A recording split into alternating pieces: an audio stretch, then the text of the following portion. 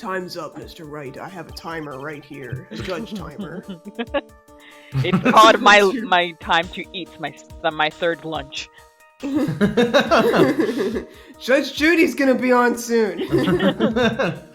Let's hear what you have to say. He would totally watch Judge Judy. Oh, yes, he would. He looks up to Judge Judy, I bet. Oh, that's kind of cute, actually. Yeah.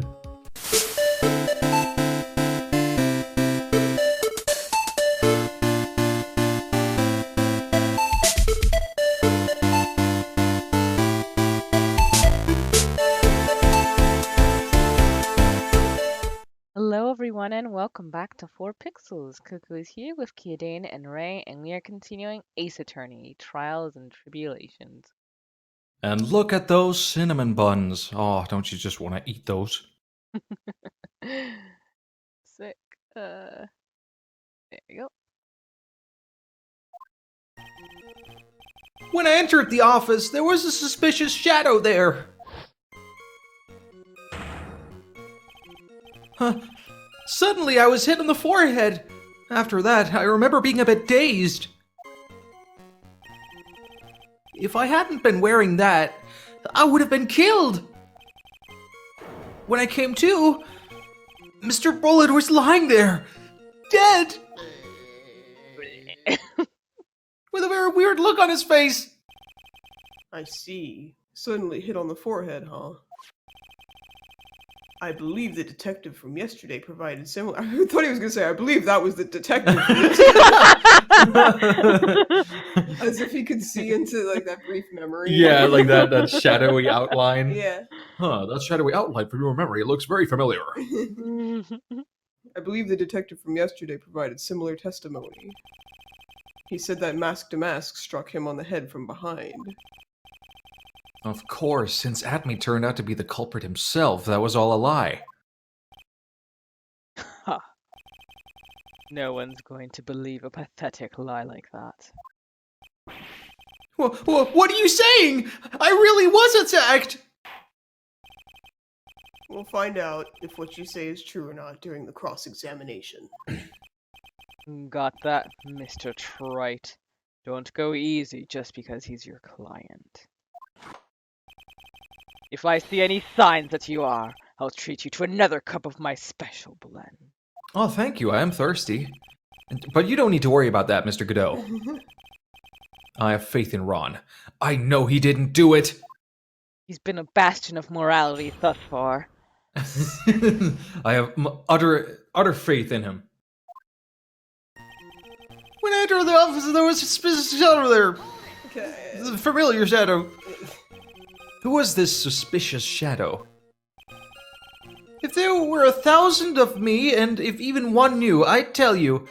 Trust me, that's a weird analogy. Yeah, what is... His dodging all of our questions is not helping us with this case. Okay, then how was the victim, Mr. Bullard, at that time? What do you mean by how was he? Was he already dead? Was he still alive? Maybe he was the one who hit you in the first place. That's a good question. What do you think, Mr. Wright? What? Forget it. Forget it. Oh my god, forget it. Suddenly I was out on the forehead. I thought I remember being a bit dazed. Your forehead? What's a forehead? Yes, I was hit on the forehead as soon as I entered the room. It was an amazingly fast and powerful attack. His R2. Oh no. No, that's slower usually. Do you remember anything about who hit you? Well, like I said, it was a fast and powerful hit.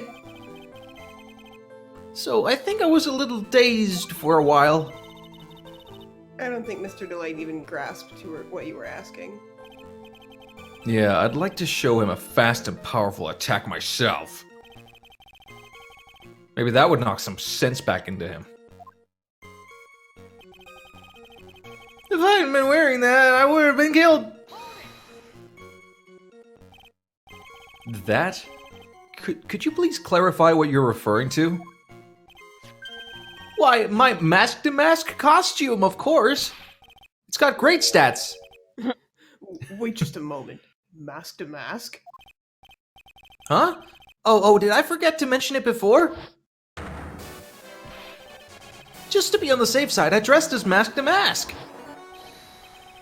And then I descended upon the office of the CEO of KB Security. What? Nick, did you know about this? He never told me this. I don't recall him ever mentioning it to me either. Even I didn't know that. Everybody's shocked at this revelation. It seems our little friend really loves to keep secrets. I'm sorry, I just never had a chance to mention it up until now. Wait.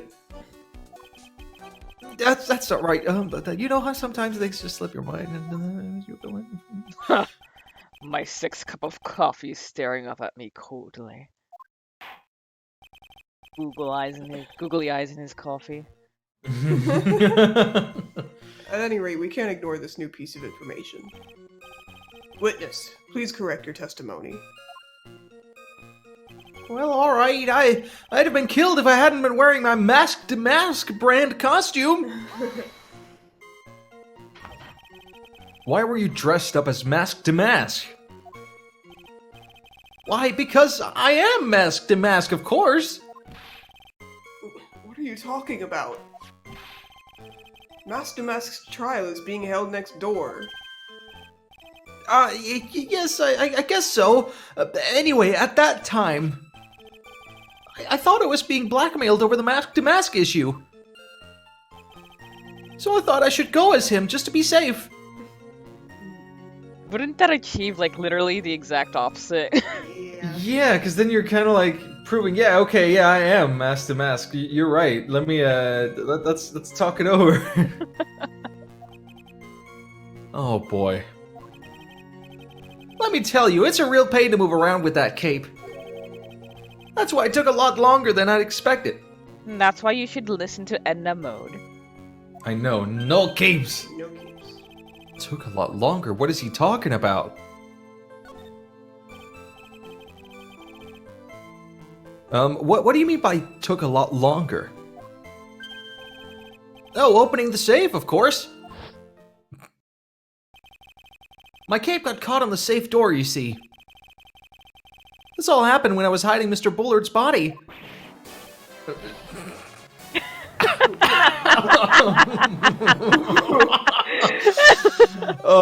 He's so casual about this. What was that? Back up a second. Yes? You were the one that hid the body in the safe? Yeah. Inconceivable! Why? Just why? What reason could you have? What were you thinking? Even the judges stunned at your stupidity, you're pretty bad in. Yeah. Question: when does someone toss their dirty shorts in the washing machine? After they've shit themselves. What? The answer is simple. Coffee. When they take them off. As usual, I have no idea what you're saying. You and me both, Judge. Do you mean that Mr. Delight hit the body because he's the murderer? So you're not as stupid as you look.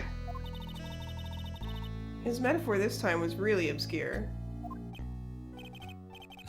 Mr. Wright, you don't mean that you knew about this whole safe business, do you? Well, yes. Why am I the only one not in the loop here? Witness, make sure you add this to the testimony. Yes, sir. Looks like a storm front is moving in over the Fairweather Judge. Judge Fairweather. I panicked and hid the body in the safe. It took about 10 minutes. Why did you hide the body in the safe anyway? Well, Because it wouldn't fit in a drawer. You dummy. Guy. You dummy. That's not exactly what I meant. When I saw that corpse, I kind of lost it. I thought, if they find this corpse, they'll think I did it. I think you had a simpler reason than that. It's because you killed him. That's why you spent 10 minutes hiding the body. That certainly makes more sense. Hold on, 10 minutes? What is it, Nick? I just had a thought. A dangerous pastime, I know. Under those circumstances, would you normally try to hide the body? And spend 10 whole minutes to do it? Under those circumstances? What circumstances? Oh! Hey, Nick. If you think his behavior was so strange, why don't you present some evidence that would show just what those circumstances were? But that would mean progress. That's it! I'll take a look at the court record and present some evidence. We heard this from Mr. Delight yesterday, didn't we? There's not much in this testimony either. I bet you he's still hiding something. Yeah, more bodies and safes. I wouldn't be surprised. We'll just have to draw it out of him.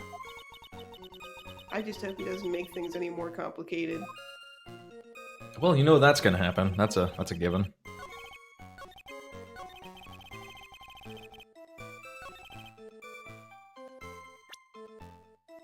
I panicked and hit the body in the safe. Oh! Your Honor, could you please take a look at this record?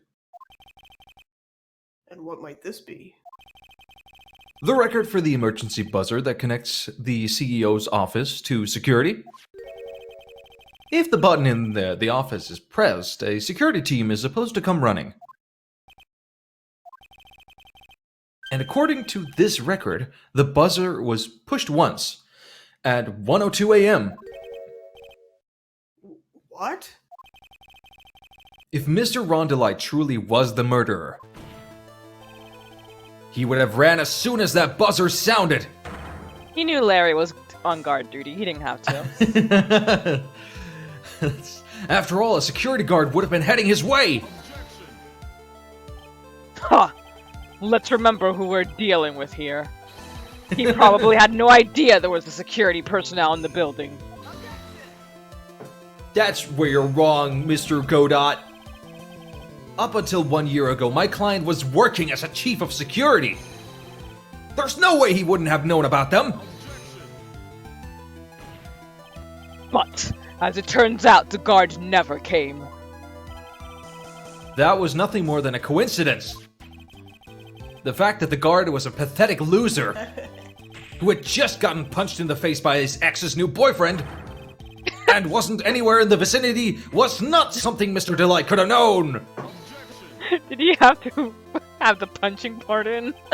I mean, just to give context to why he wasn't there. Huh. Again, remember who we're dealing with here. It's a sure bet that Mr. Delight didn't even notice the buzzer going off. No way, Jose. This buzzer is extremely loud. There's no way he could have ignored something like that. If he had been conscious, that is. Conscious? What do you mean by that? Like, what do you think? Pay attention. Leave him alone, he's an old man. Fine. Let's hear your theory. Remember the defendant's testimony. The moment he entered the victim's office, someone attacked him. Mr. Delight said he felt dazed. I'm willing to wager that he was knocked unconscious for at least a few minutes. Unconscious? So he fainted? That's why Mr. Delight didn't know that the buzzer had sounded. And that's why he thought he had the time to hide the body. So what are you trying to say? Mr. Delight was knocked out, and the buzzer went off soon afterwards. Now, unless my client was able to hit the buzzer while he was unconscious, I can only mean that there was another person in that room! Dun, dun. That's right! Whoever it was knocked out Ron Delight and then pressed the buzzer! Order in the court. Mr. Wright, this is... This is preposterous! Bless you! It was the kid! Ron Delight is the one who killed Kane Bullard! Nah. Then who pressed the buzzer? It was... the victim, of course. He pressed the buzzer when the defendant attacked him. He didn't die right away. He must have held on long enough to push that button.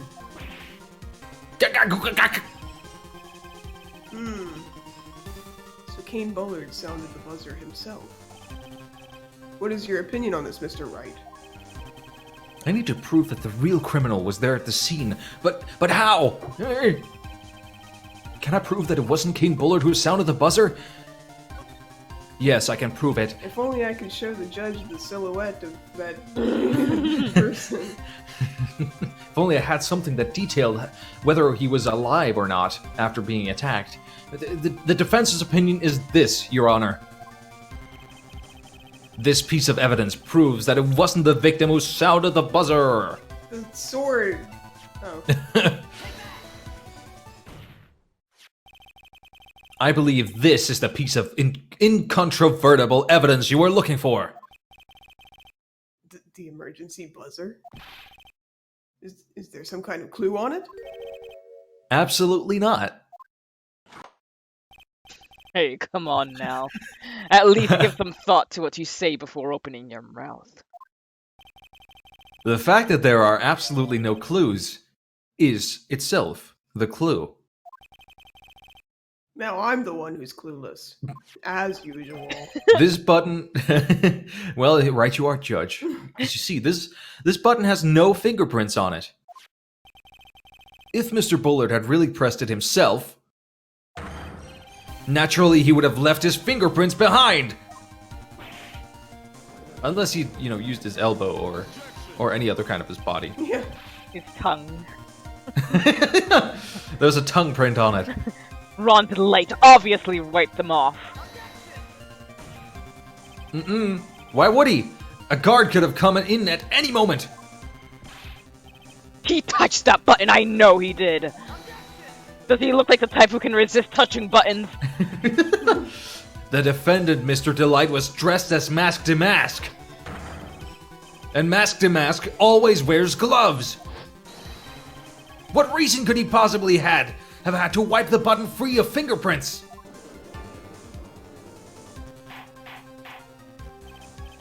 Order. I'll take a submarine sandwich. Oh. It would seem. I've been forced to eat crow. What? I wonder what blend number crow flavored coffee is. However, if the real killer was there at the scene, why would that person press the emergency buzzer? Shouldn't they have run away without putting themselves in extra danger? What's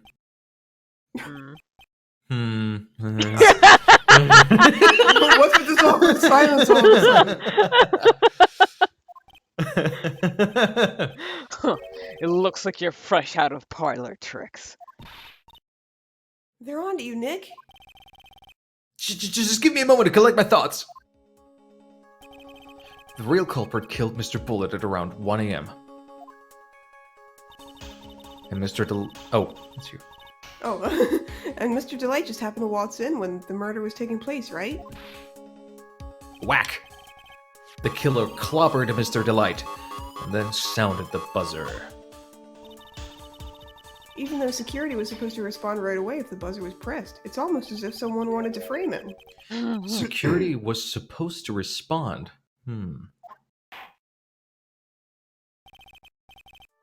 Time's up, Mr. Wright. I have a timer right here. A judge timer. It's called my time to eat my third lunch. Judge Judy's gonna be on soon.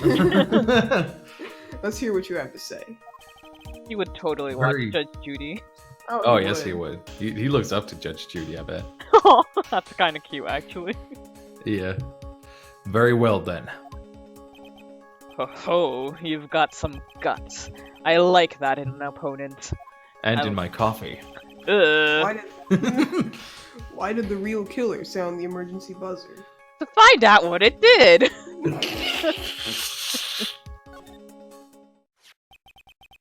The killer knew that if they pressed that button, a guard would come running. And that was exactly what they wanted.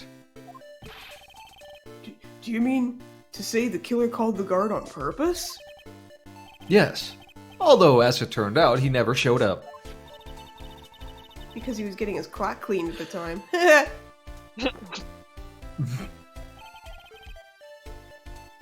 Huh, what a touching story.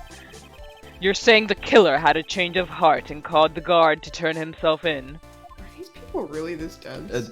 Well, I mean, Mr. Godot is just trying to, I know. disprove him. But yeah, everybody else is dense. No, I'm not. Everyone's dense, even Phoenix. Let's be real. Yeah. Yeah, everybody in this series is dense. Receipts have an other side? When that buzzer sounded, there were 3 people in that office. The victim, Kane Bullard, who was already dead. The defendant, Ron Delight, who was out cold. And the third person, the real... the third mystery person, the real killer, who we do not know the identity of at all. No. Hold on, can I just pause this really quick? If they hadn't shown his silhouette, would it still have been obvious? I feel like who else could it be?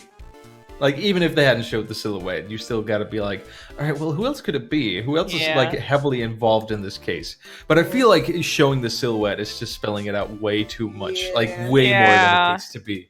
Yeah. Like, this isn't a first case. Exactly. It's Yeah. like, anyone with eyes can immediately figure out what's going on. Yeah. What number case is this in the game? This is the second one. It's like pretty long for a second case, too. Yeah. I feel. Maybe I'm just... I think it's just because we've spread it out so long. Like, Well, also we're very near the end. I mean, also when I played it, it felt longer than I thought it would be. Yeah. Okay. Well, it's just because you have to keep dealing with Rhonda Light. You're not wrong. And Luke Atmey, both of whom are insufferable. Oh my god, you're right. You're right. What a mess. I don't care that much for Desiree either, to be honest. Yeah. Yeah. Hypothetically, yes. Or Godot. God, actually, yeah, like, this is a case that has, like, most of my least favorite characters in the series. Now then. In this situation, if the real killer made an escape, what would happen? The only ones left in the room would be the victim and Ron Delight. And if any security guards came running in at that time, they would think that I was the murderer! Yes, that was precisely the real killer's objective. I'm so shocked it took us this long to get to this. Yeah, to frame Ron Delight for the murder.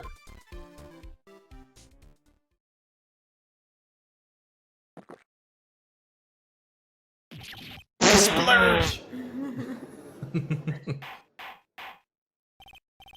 Order! Oh, I'll take a pepperoni pizza. It would seem I didn't learn my lesson. I've been made to eat my words once again. Drink your words. Actually, you've been made to do a spit take with a cup of coffee. Mr. Wright, who was it? Who was it that tried to frame me? Wait a second. I'm the one and only Master Mask, so why was I after? Nick, you mean the real killer is... We're going to drag that person in here right now! By the nose. Yes. But who is it? I don't have any solid proof yet, but think about it. The killer knew Mr. Delight's identity, and they also knew that he had been called to KP security that night. So the killer used him to execute a well-crafted plan to murder Kane Bullard. Now then, let's hear your accusation, Mr. Wright. Who was it that framed Mr. Ron Delight for the murder of Kane Bullard? It was obviously Mia Fey! Fey! Back from the dead! It was obviously Desiree! Detective Luke Atmey. He's the only one who could have done it. Ace detective. Luke Atmey? You mean Mask to Mask did it? Your Honor, the person being tried in the court next to us is not Mask to Mask at all. He is, in actuality, the true murderer of Kane Bullard.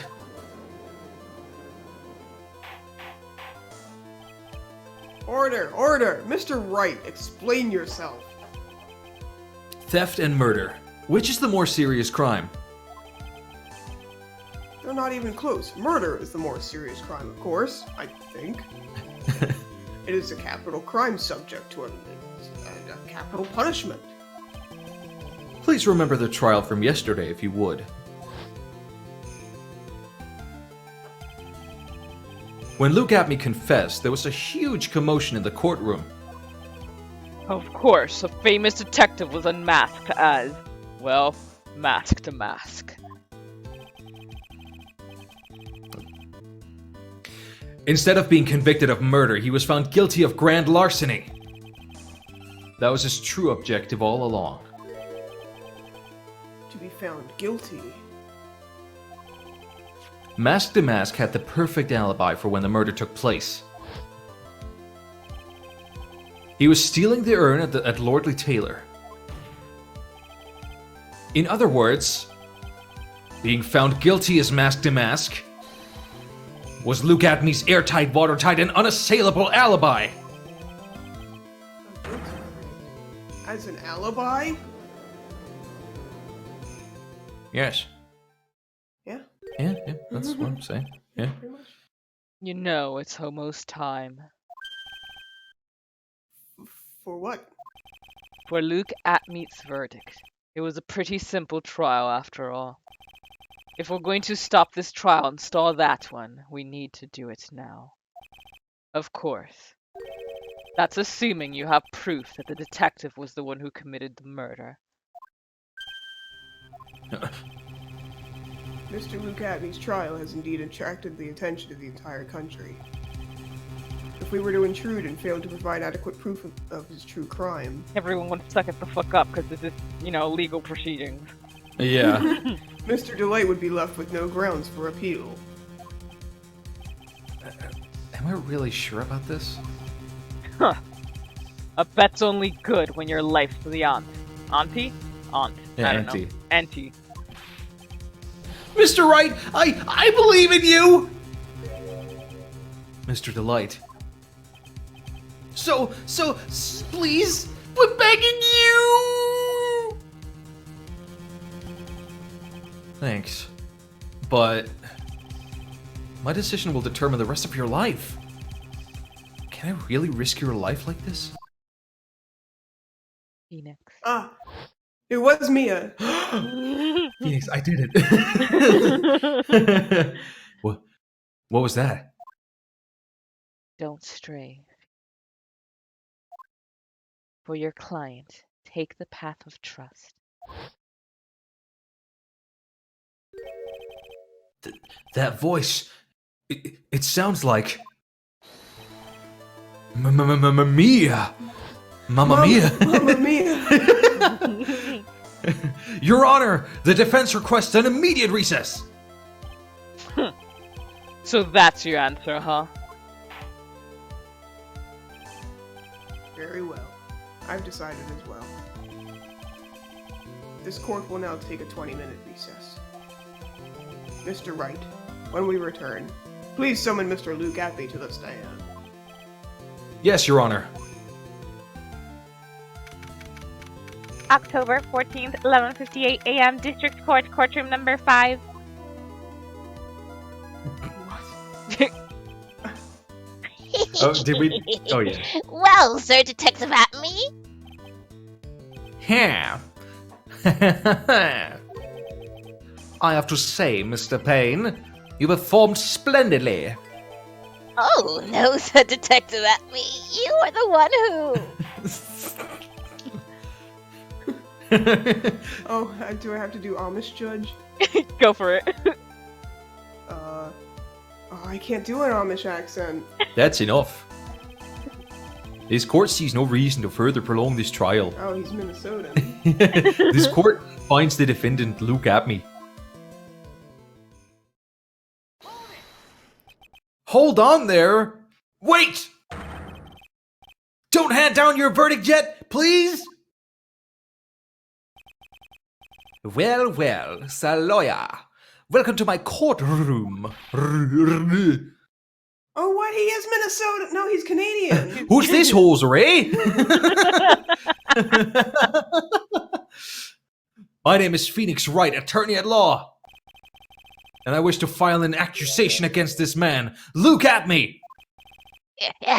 Accusation? You accuse Mask to Mask. That man is not Mask to Mask. He's just a ruthless murderer. What? Eh? What's going on, eh? Oh no. And with that, we will end this episode right here. Thank you guys for joining us, and see you next time. See ya, everybody. Hi guys, Pixel Coco here, and I'm being joined by a guest today. I'm being joined by Devil's Avocado from Evo Guacamole Gaming. Do you want to say anything about yourself? Not too much. Hopefully you guys will check out my channel, and I'll be sending a few this way if possible. Yeah, I'll be putting it down in the description. We met by chance on Tumblr, and he reblogged one of my videos, which was really nice, and we've been having fun getting to know each other. Yeah, it's been great. I'm hoping to get involved with a lot more people. That I feel like the people that post their Let's Plays on Tumblr are my people. The people I want to kind of work with, and so far I have been pleased with the results, especially here with Coco. Aw, thank you. We're going to be playing a visual novel that I first heard of via another Let's Player, and I decided to give it a shot. I played a tiny bit of it and watched a tiny bit of it just to get a sort of general idea, but I have not gotten far at all. So this will be an experience for the both of us.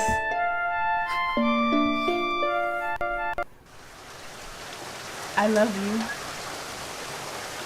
I love you. I love you. I should have done this before, but this game is a little weird. There might be parts that I will need to censor.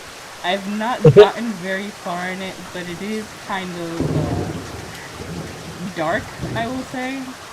I can't give too much detail into in what ways, but I think it could become evident pretty quickly.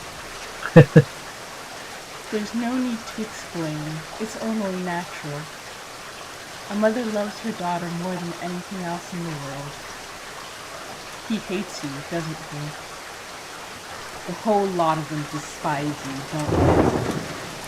Chasing you into the forest and gouging a hole in your leg. All because you smiled at their husbands. And you know what? You deserve it. You freak. You disgusting, horrible, filthy little girl. Didn't I tell you to stay away from them? You never listen. Serves you right for being the little slut you are. But you don't have to worry, my darling. It's alright. Even if the whole world wishes you dead, I promise you this. Your mother will always be by your side.